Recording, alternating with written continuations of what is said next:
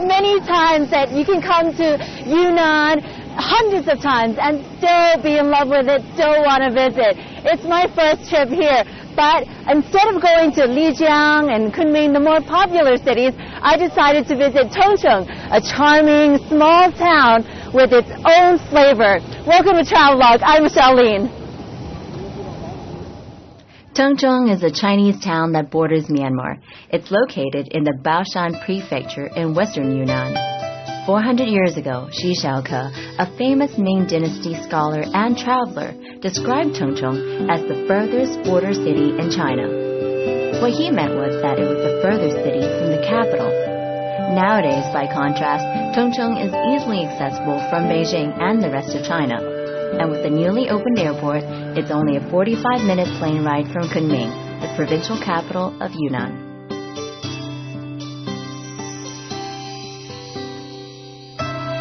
There's an old saying here in Tongcheng: for every 10 mountains, there are 9 with no head. It's a reference to the ratio of volcanoes to mountains here. There are 97 volcanoes in the area. They, along with its wetlands, active geothermal fields, and volcanic lakes, make Tongcheng one of the most visited locations by geologists, seismologists, and other scientists in China. Tongcheng was famous for its volcanoes, so it had to be my first stop.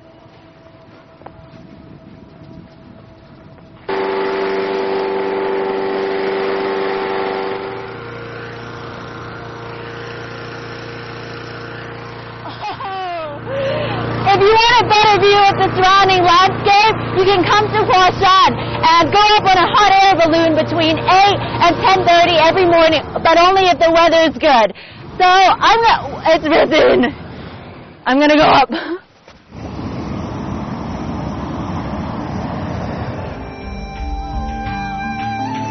The volcanoes here are incredibly valuable for research by scientists. But for ordinary folk like you and me, it's a place you can come to ooh and ah over the glories of nature. The volcanoes have been dormant for years. In fact, the last volcanic eruption occurred during the Ming Dynasty about 400 years ago. All the seismic activity is a result of Tongcheng's location between the Indian and Eurasian tectonic plates, where movements of the Earth's crust cause frequent earthquakes, and in the past, volcanic eruptions. In China, Tongcheng takes the cake when it comes to the variety, size, preservation, and clustering of its volcanoes. Not bad considering it's one of the youngest volcanic areas in all of China. It's so beautiful. From here you can see about 5 volcanoes. The guy said that in the surrounding area alone, you'll see 5 volcano craters, and that one there is the largest.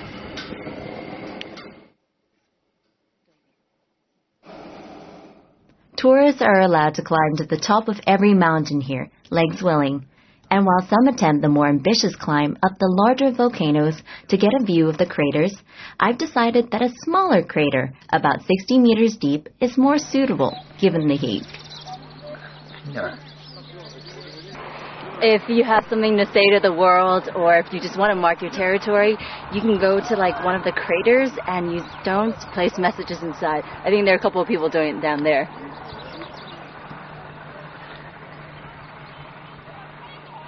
If you come to a place like this, you want people to know that you've been here.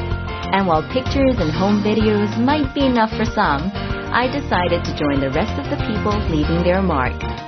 Don't underestimate the weight of those rocks.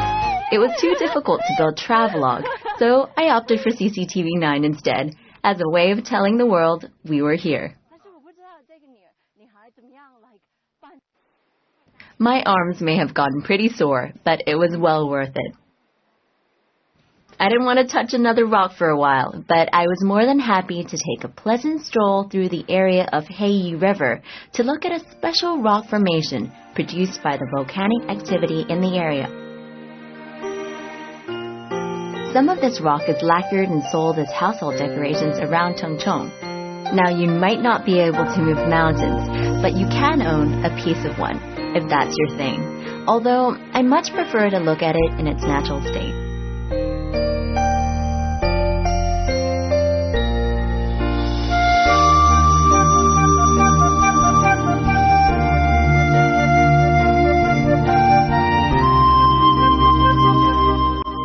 to the volcanoes, the water in Chongqing is rich in minerals. You'll often see locals using and drinking water straight from the source. There is not much need for any filtration when the water is this clean. Apparently, there are some 30 different minerals in the water here, and the locals believe that drinking it will help cure their various ailments.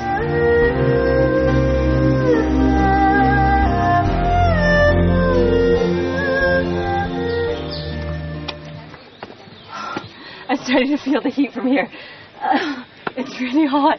I now know what a steamed chicken feels like. Oh man, you have to see this. Chongqing has one of the greatest concentrations of geothermal resources in China. In fact, it's second only to Yangbajing in the Tibet Autonomous Region. There are more than 100 hot springs in the area, of varying sizes, appearances, and temperatures. It's said that every village here has its own hot spring. Ruihai is known to have the highest concentration of hot springs in Chongqing, about 20 large ones, and many more smaller ones. The largest and most famous of Ruihai's hot springs is the Big Boiling Pot, which reaches temperatures of 96 degrees Celsius above the ground and 102 degrees below it. It's not the sort of hot spring you'd want to bathe in, though. The locals here make full use of their natural resources. Right beside the Big Boiling Pot, you'll find a cafe of sorts, where you can sample a variety of snacks, such as hard-boiled eggs of the chicken and quail variety, peanuts, and baby potatoes. It takes 5 or 6 minutes to steam a row of eggs wrapped in a special straw cocoon, the like of which you won't find anywhere else in China. Now, I've eaten my fair share of boiled eggs, and I have to tell you, these are the best ever. According to the locals, it's the minerals in the water that give the eggs their extra kick. Aside from the famous Big Boiling Pot, you'll find many more hot springs and geysers throughout the park.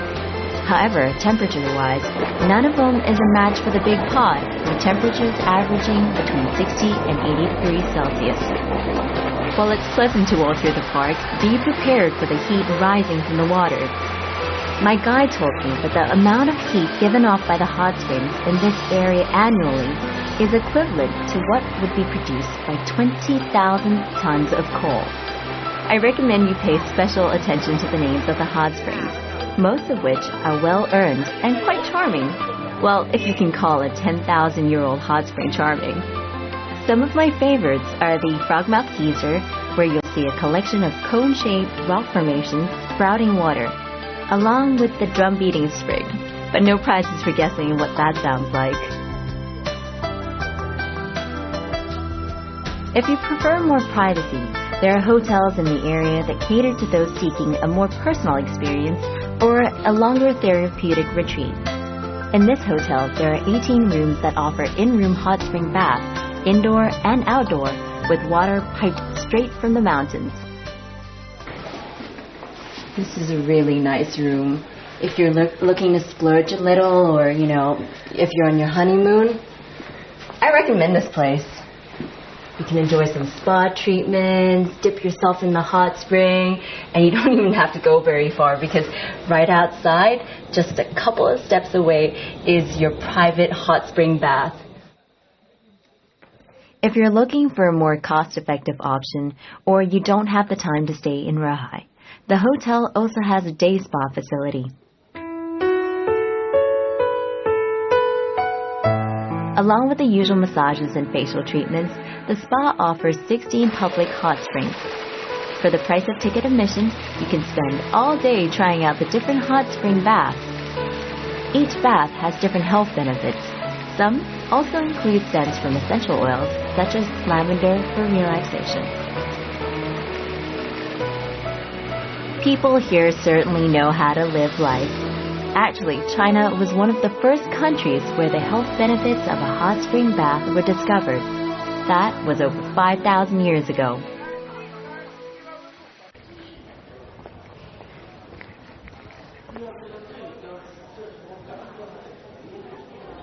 Tongchun's really famous for its jade because it's really close to Myanmar, and you'll find many shops in town that sell it here.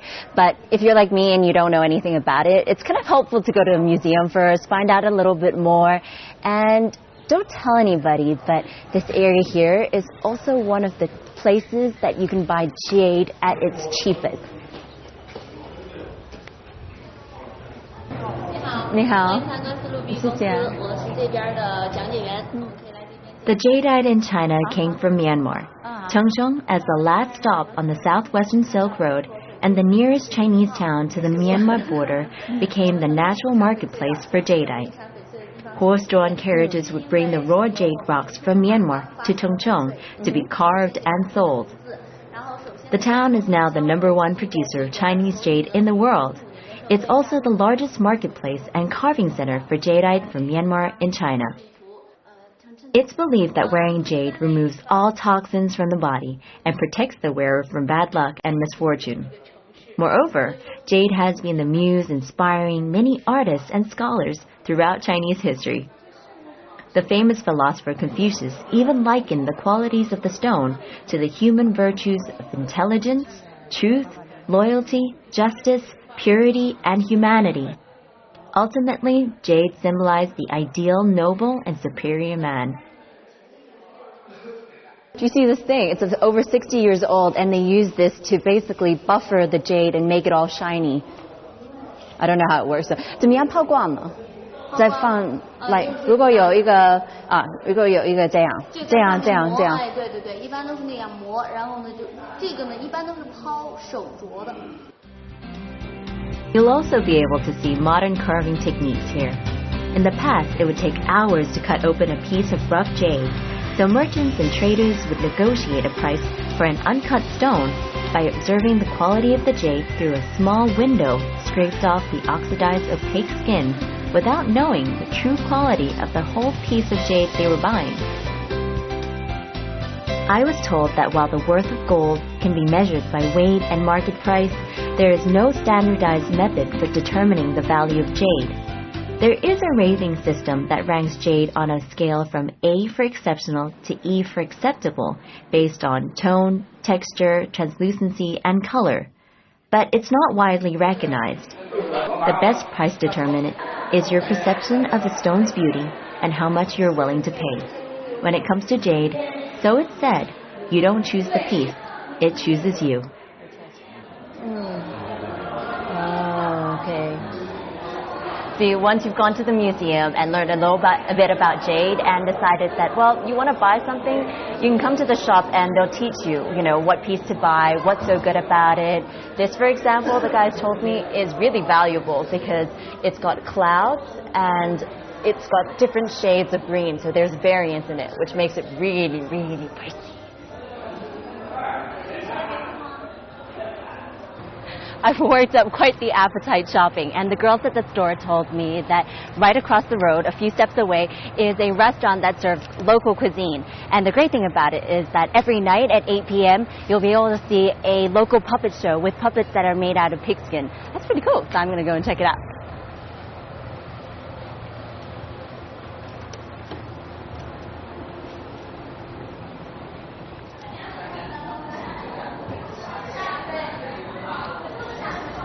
Ah, that's where the shadow puppet performance is going to take place later at 8, down there.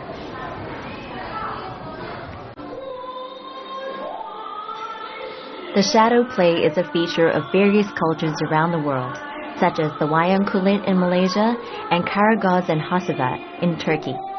In China, the shadow play is a traditional art form that dates back to the Han Dynasty over 2,000 years ago. In China, the shadow play is said to have originated after one of Emperor Wu's favorite concubines passed away from illness. The emperor was so distraught that he ordered his officials to bring her back to life. The poor officials, faced with the prospect of losing their heads if they failed in this impossible task, came up with an ingenious plan. They made a puppet of the concubine using donkey hide. To this day, there are many places in China where shadow plays are performed, although there are distinct regional variations. In some areas, the shadow play revolves around singing local folk songs, But here in Tongchong, the puppets are used to tell stories. It's a form of entertainment that remains very popular among the locals, even when their TV sets are calling out to them. 师傅，还有几个人在你村子能做这个的，还有能表演这样的？能做的在50多人，能表演的只有30多人了。哇！以前呢传男不传女，现在呢我们这老艺人刘永洲，我是他的搭档，叫刘定徐。那么还有我的那个侄子。我们这里组织呢已经有好多5位女同志、小女孩，他们都来跟着表演了。哦，在寨子里边。但是现在年轻人还喜欢这样的吗？喜欢，还是喜欢。除了演老的，我们还改革了新的。所以年轻人演这个大本头就难演，演历史故事很困难。要敲打，要拉琴，要唱。挺多东西的。那么打斗的时候不唱，要一般的文戏，才唱。哦，唱一个吧，你唱一个吧，给我听一下。老艺人唱一个。万里花真稀，老艺人操一个，小九爷最动听。又是女腔。女的。女的。我做了。你把上倒了。成了倒油先。I flipped the head the wrong way. 油朝直背。哦。If you want to find out how the shadow puppets are made, you need to take a 30-minute drive from the town center to a village called Liujiajai. The journey there gives you the chance to take in some magnificent scenery. I'd heard that Tongchong is a beautiful place, but having traveled to places with some of the most spectacular landscapes in the world, including Bali and New Zealand, I never expected Tongchong to floor me. But driving past the rice paddy fields mirroring the sky, that's exactly what happened.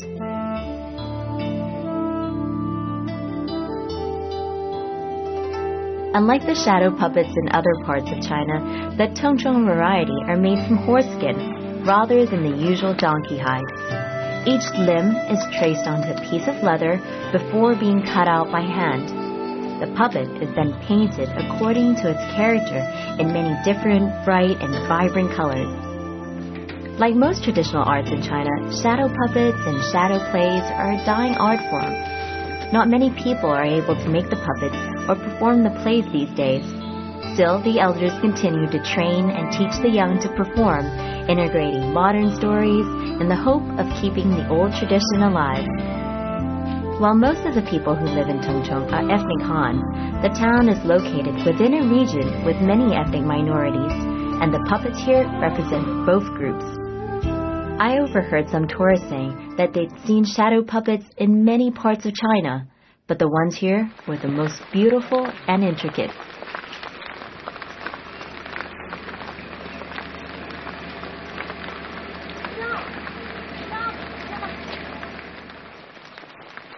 In a small village not far from Liujiajai in Tongchong, you'll find another traditional art in the form of a household item. While most prefer the plastic form these days to keep off the rain or summer heat, a traditional paper umbrella is an art form. Originally from the Fujian province, collapsible umbrellas were used in China long before they were introduced in the West during the mid-17th century. The earliest reference to umbrellas in China dates from some 2,400 years ago, when their use was confined to the imperial family and high officials on ceremonial occasions. Paper umbrellas are made in several regions of China, but they all differ. Here in Tongchong, the frames are made from bamboo and covered with oiled paper, and then decorated in a rustic and natural style. This makes them quite different from the silk versions in the south, which are decorated with delicate paintings of flowers and nature. In the past, handmade paper umbrellas were in common use throughout China, and every household in this village produced them. Nowadays, it's a dying art, and fewer than 10 families in the village still make them. This artist tells me that he's now 80 years old and has been making paper umbrellas since he was 9. In an effort to keep the art alive and carry on the tradition, he's taught his son to make them, even though they're no longer very popular. Most of the umbrellas are now sold as souvenirs or movie props for period films. It's still a treasured piece of China's history, so if you come across one on your travels, buy it and take it home. It's not just a decorative item. The ribs of these umbrellas are made from bamboo that is more than 5 years old, so they'll probably last longer than your average 10 kwai shop-bought variety. I couldn't help myself and bought a few. Now, I'm just waiting for a rainy day. What do you reckon? It was well worth coming to this little village, even though it's raining outside. I mean, how often do you get to buy a paper umbrella?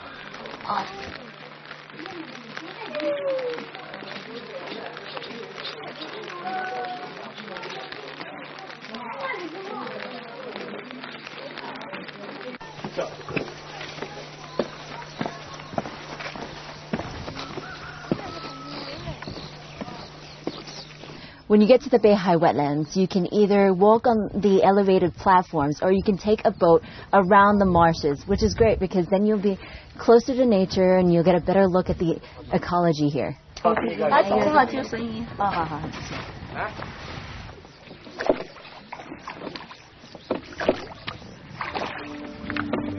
The Beihai wetlands lie 12.5 kilometers northwest of Chengzhou. Covering an area of 10,000 square kilometers, they embrace a complex ecosystem and great biological diversity.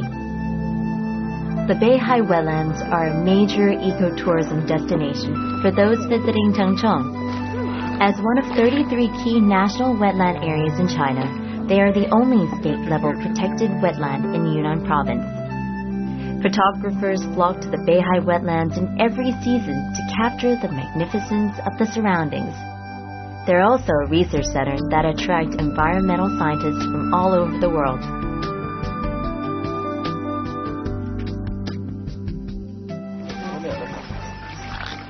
So now I'm going to show you the incredible feat of walking on water. Whoa, squishy! It's kind of cool! Oh, it's cold.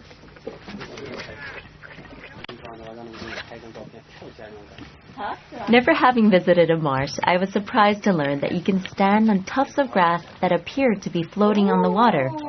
The grass is about 10 meters high and is so dense that a patch this big can bear the weight of at least 10 people.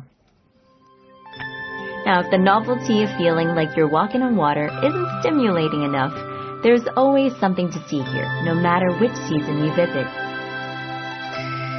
If you come in spring around March and April like we did, you'll see fields of purple fleur-de-lis.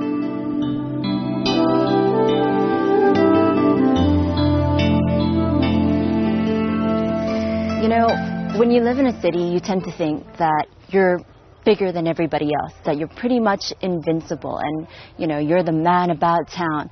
But coming here, I feel so insignificant because I'm surrounded by these ginormous mountains and it feels like a reality check, like I'm just this one little being in this massive world.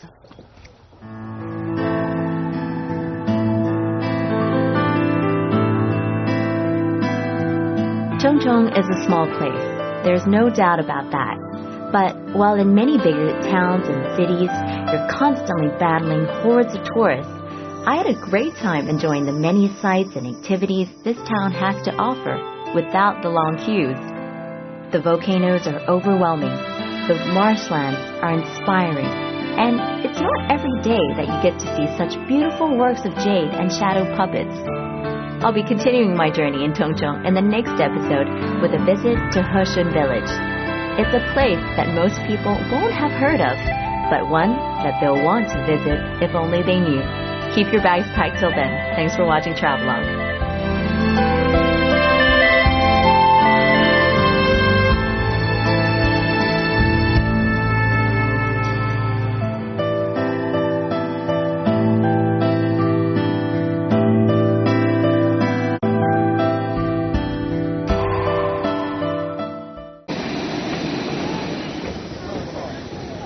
I've heard many times that you can come to Yunnan hundreds of times and still be in love with it, still want to visit. It's my first trip here, but instead of going to Lijiang and Kunming, the more popular cities, I decided to visit Tongcheng, a charming small town with its own flavor. Welcome to Travelogue. I'm Charlene.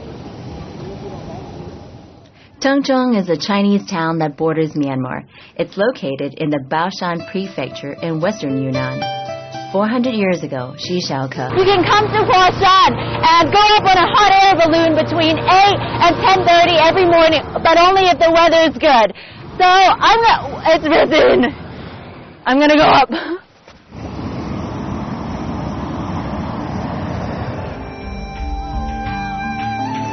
The volcanoes here are incredibly valuable for research by scientists. But for ordinary folk like you and me, it's a place you can come to ooh and ah over the glories of nature. The volcanoes have been dormant for years.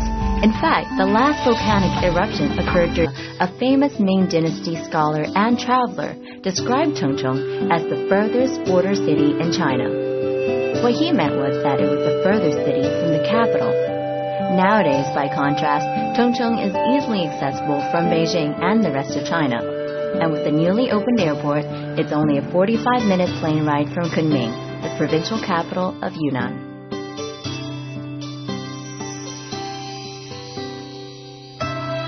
There's an old saying here in Tongcheng: for every 10 mountains, there are 9 with no head. It's a reference to the ratio of volcanoes to mountains here. There are 97 volcanoes in the area. They, along with its wetlands, active geothermal fields, and volcanic lakes, make Tongcheng one of the most visited locations by geologists, seismologists, and other scientists in China. Tongcheng was famous for its volcanoes, so it had to be my first stop.